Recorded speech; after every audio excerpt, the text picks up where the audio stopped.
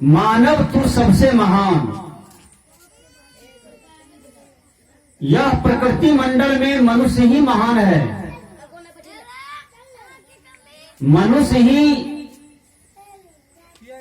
विवेकशील प्राणी है, मनुष्य ही विचारशील प्राणी है, मनुष्य ही भौतिक और आध्यात्मिक का उन्नति करता है।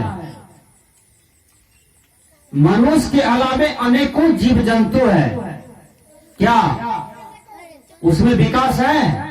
नहीं है, वह जस का तस है, ज्यों का त्यों है।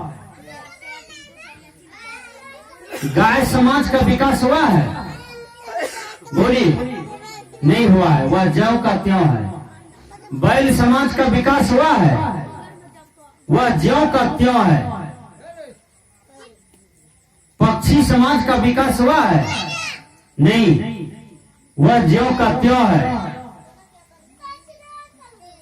कीड़ा कृमिट का विकास हुआ है? आखिर जीव तो वो भी है न है, प्राणी तो वो भी न है, लेकिन उनका न भौतिक विकास हुआ न तो आध्यात्मिक उन्नति हुई। लेकिन मनुष्य का विकास होता है, क्योंकि मनुष्य मननशील प्राणी है, चिंतनशील प्राणी है। इसलिए किसी संतों ने कहा, मानव तू सबसे महान। हे मानव, तुम सबसे महान हो। तुम ही ईश्वर की कल्पना करते हो, तुम ही भगवान की कल्पना करते हो, तुम ही देवी देवता की कल्पना करते हो। सारे चीज का कल्पना तुम ही करते हो और उस कल्पना को तुम ही काटते हो। कल्पना भी तुम ही बनाते हो और कल्पना को तुम ही काटते हो। मैं बता देता हूं, बच्चा बच्ची जो समाज में होता है छोटा छोटा, वो आपस में खेल खेलता है। जब खेल खेलता है तो वो छोटा छोटा कपड़ा का दुल्हा दुल्हन बनाता है ना, दोनों का शादी विवाह करवा देता है, बालू मट्टी का भोज प्रसाद बनाता है और बरतिया को भी खिला देता है, सरतिया को भी खिला देता है। खूब मन लगा करके बच्चा बच्ची खेलता है। और जब वही बच्चा का मन उचट जाता है ना, तो जो कपड़ा का दुल्हा दुल्हन है सबको निगाड़ देता है। भोज जो बालू मट्टी का है सब पर लात मात मार करके भाग जाता है, नहीं भाग जाता है मन उचट जाने पर। उसी प्रकार यह जीव जब तक अज्ञान में है तब तक यह नाना प्रकार के देवी देवताओं का, भगवान का कल्पना करता है। जब यह बोध स्वरूप में आ जाता है, निज स्वरूप में आ जाता है, जब इनको आत्म स्वरूप का बोध हो जाता है, तब यह मने मन मुस्कुराता है, मन ही मन हंसता है कि मैं तो अज्ञान में बहुत भटक गया, मैं तो झूठे कल्पना कर रहा था, झूठा कल्पना में भटक गया। आत्म स्वरूप का बोध होते ही विचार कीजिए, वही बच्चा जब जवान हो जाता है तो कपड़ा का दुल्हा दुल्हन, मट्टी का भात दाल सब्जी, बाराती सराती वाला काम करता है। क्यों नहीं करता है? क्योंकि अब उसको ज्ञान हो गया।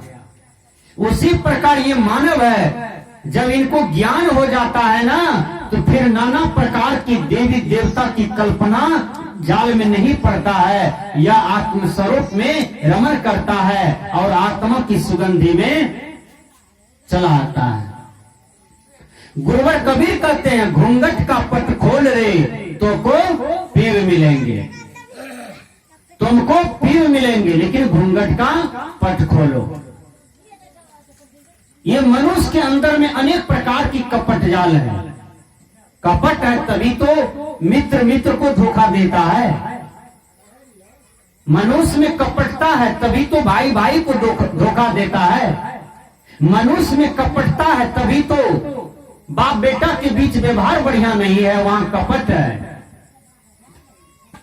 मनुष्य में कपटता है, इसलिए गोत्री गोत्री को धोखा देती है, बहन बहन को धोखा देती है, बहन भाई में धोखापनी होता है, पड़ोसी पड़ोसी में धोखापनी होता है। ये मनुष्य की कपटताई है। एक बार मेरा कार्यक्रम सुपौल जिला में चल रहा था और वहां से 10 किलोमीटर हटके राघोपुर सिमराही से बगल में करजन में कार्यक्रम चल रहा था। एक युवक बोलता है, बाबा कल का समाचार है कि बेटा ने बाप को मरवा डाला, और इसका जब जांच हुआ कानून की ओर से तो बेटा धराया और बेटा ने कबूला। विचार कीजिए, जहां बेटा बाप को मरवा डालता है, भाई भाई को मरवा डालता है, ये कपटताई नहीं तो क्या है? धन के लिए, पैसा के लिए, स्त्री भोग के लिए, पुरुष भोग के लिए, जमीन के लिए, ये नाना प्रकार की जो सांसारिक भोग है, जिसको देख देख करके ये मनुष्य अपने कर्तव्य को भूल जाता है। नहीं, मनुष्य को अपनी शक्ति का बोध होना चाहिए कि मैं मनुष्य हूं, मेरा धर्म है मानवता, मेरा धर्म है मनुष्यताई। मैं यदि इंसान बन करके पैदा लिया तो मेरा धर्म है इंसानियत।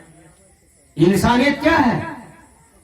दूसरों पर रहम करना, दूसरों पर दया करना, इसको इंसानियत कहते हैं। जिस इंसान के हृदय में दया नहीं है, रहम नहीं है, तो इंसान नहीं है, वो मनुष्य नहीं है। विचार कीजिए, मनुष्य जोनी में आने से कोई मनुष्य थोड़ा होता है। इंसान की जोनी में है और इंसानियत नहीं है, वो इंसान नहीं हो सकता है। संत महात्मा कहते हैं, संकल्प हो हमारा इंसान हम बनेंगे, इंसान बन गए तो भगवान भी बनेंगे। ये बहुत सुंदर वाक्य है, बहुत सुंदर प्रचलित शब्द है। जो कवि यह शब्द का संकलन किया है उसको बहुत बहुत धन्यवाद है। पहले ये संकल्प ले कि हम इंसान बनेंगे, और यदि हम इंसान बन गए तो भगवान भी बनेंगे। क्या भगवान का घर आकाश में है? क्या भगवान का घर बांस वाला ध्वजा में है? क्या भगवान पीपल के वृक्ष में समाया हुआ है? क्या भगवान खुट्टा में रहते हैं, पत्थर में रहते हैं, मंदिर मस्जिद में रहते हैं? नहीं, ये भगवान जो है आपके अंदर में विराजमान करते हैं। वो घट अंदर में जो परमात्मा है, जिनकी सत्ता से आप देख रहे हैं, सुन रहे हैं, समझ रहे हैं, बोल रहे हैं, चल रहे हैं, उस परमात्मा की सत्ता को हम समझें, उनकी सत्ता को जाने। जिनके निकल जाने से यह 5 हाथ का शरीर, इतना सुंदर शरीर मुर्दा पड़ जाता है, वही परमात्मा निकल जाते हैं तो यह शरीर का कोई वैल्यू नहीं है, कोई महत्व नहीं है, कोई काम का नहीं होता है। मैंने कहा संकल्प हो हमारा इंसान हम बनेंगे, इंसान बन गए तो भगवान भी बनेंगे। महात्मा गांधी इंसान थे, विनोबा भावे इंसान थे, राम इंसान थे, कृष्ण इंसान थे, बुद्ध इंसान थे, बाबा मिही इंसान थे, संत सम्राट गुरुवर कबीर इंसान थे। ये सब इंसान बने, इसलिए ये सब भगवान की गिनती में आए। इसलिए इंसान को इंसान बनना चाहिए, उसके बाद वो अपने आप पर ही भगवान की गिनती में आ जाता है।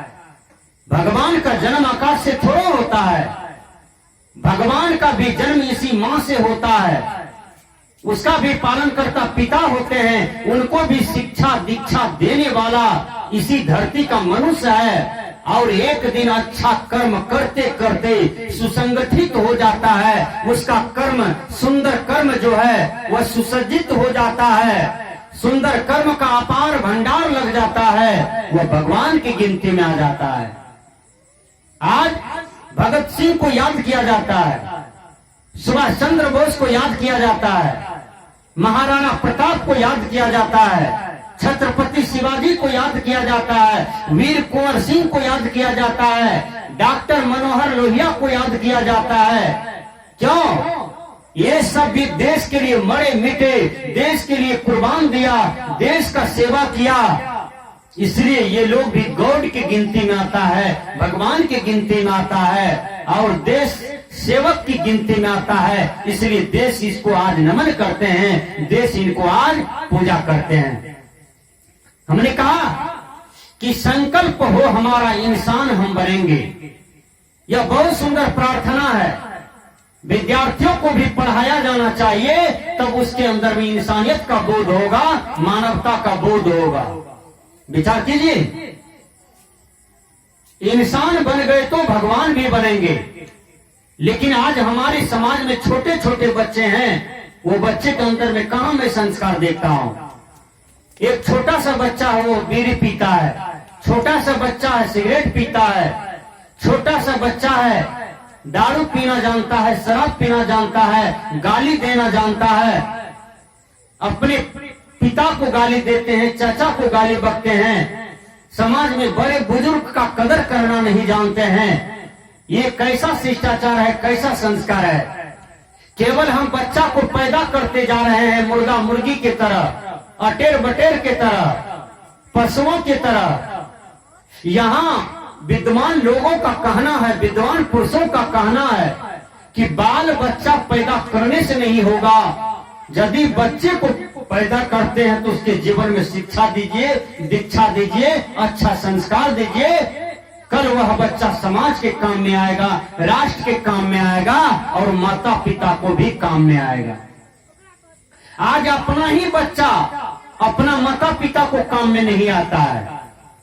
एक बाबा 4 रोज से भूखा था और उसको अपना बेटा को तो खाने के लिए नहीं दिया था, झगड़ा करता था, टेंशन देता था, गाली बकता था। और 5-10 घर हट करके वो बूढ़ा बाबा टहलते टहलते जा रहा था। एक आदमी कहते हैं, बाबा आप उदास नजर आते हैं, बड़ा दुखी नजर आते हैं। तो वो बूढ़ा आदमी लाठी रख दिया, वहीं बैठ करके रोने लगा।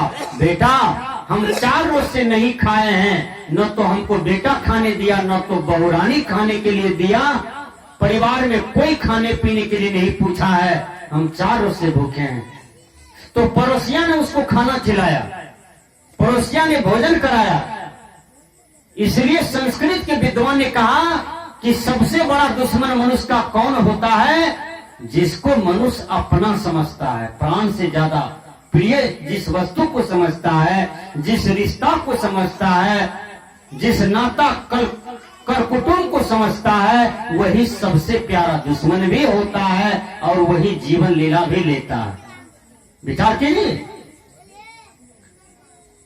इसलिए कहने का भाव है कि हमारे समाज में जो बाल बच्चे हैं वो संस्कारी बने, विद्वान बने, धनवान बने, गुणवान बने, पहलवान बने, दुनिया की सारे शक्ति उसके अंदर में निहित हो जाए और वीर कुश के तरह वह वीरवान बने, तेजस्वी बने।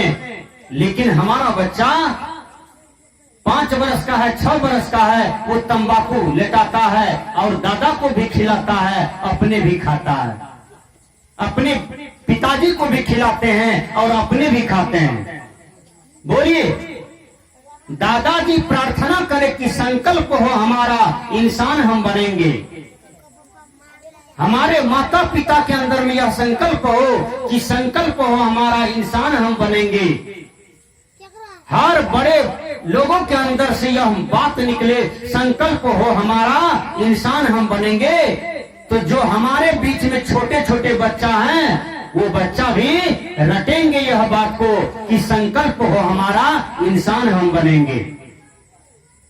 वह बच्चा जरूर आपसे प्रश्न करेगा कि दादाजी इंसान क्या होता है।